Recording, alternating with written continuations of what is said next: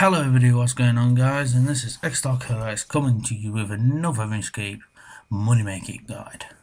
And this time it is the almighty Frost Dragons. Now these have really become profitable recently with the destruction of bots, so I thought I'd do an up-to-date guide for you all, telling you exactly how much you can possibly make.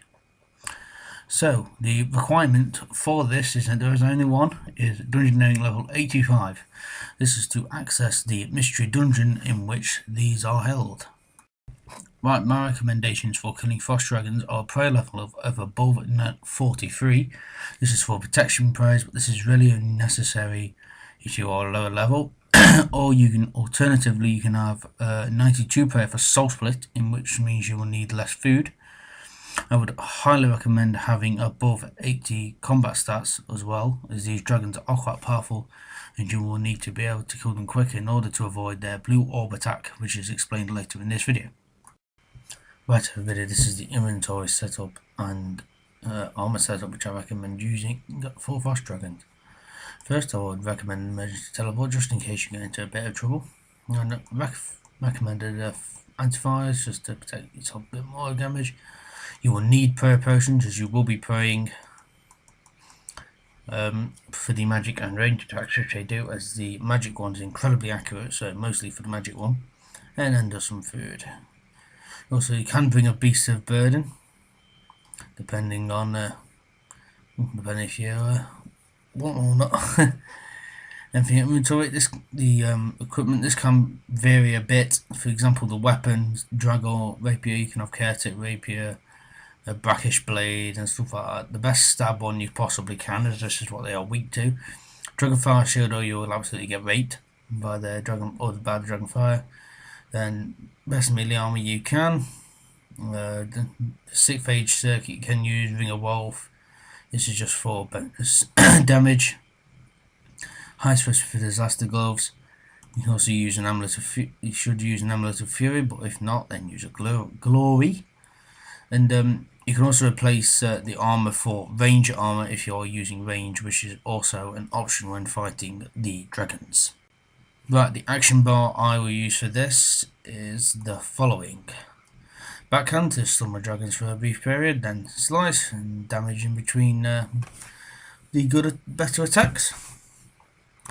Then the punish, which is another damage in between attacks, and fury, which is a weaker version of assault. And sever, which will reduce the damage that they deal. Go away, these things. Reduce the damage that they deal, and also, yeah, do 108% damage. Dismember and your slaughter or your damage over time abilities. I recommend using these together, as then you'll do a lot more damage every so many seconds through damage over time.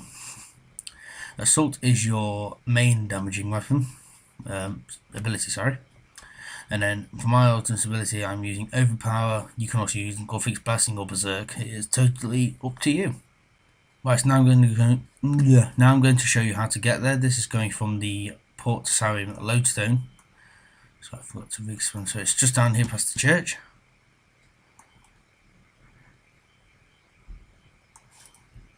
Keep going down. You can refill your prayer points here if you wish.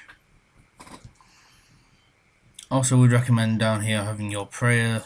You can move this down into here or something like that. Recommend having them there, as you will need to swap deflective prayers depending on which one the dragon uses first. So if it uses range, you'll have to deflect range. If it uses magic, you should use the magic. Let's stand that right there. It's around here.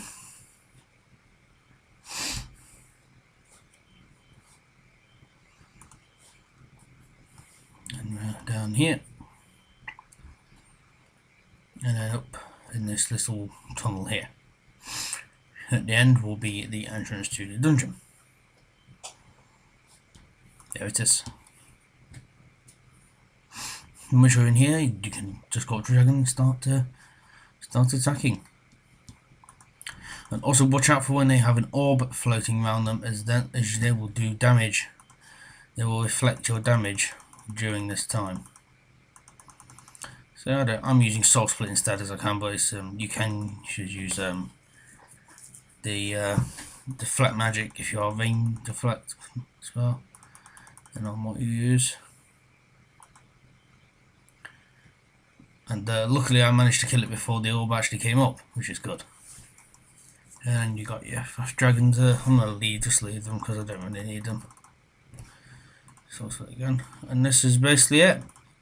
And when the blue orb comes, you'll be able to see it. It'll be a floating orb going all the way around them. Make sure you do not hit them, as all damage that you deal will be reflected directly back at you. And if you do an ultimate ability when that happens, you are probably going to die. So, just fair warning.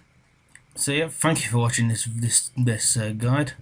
I've been XStark1ll3rX, and you've watched another Runescape money making guide. Thank you very much.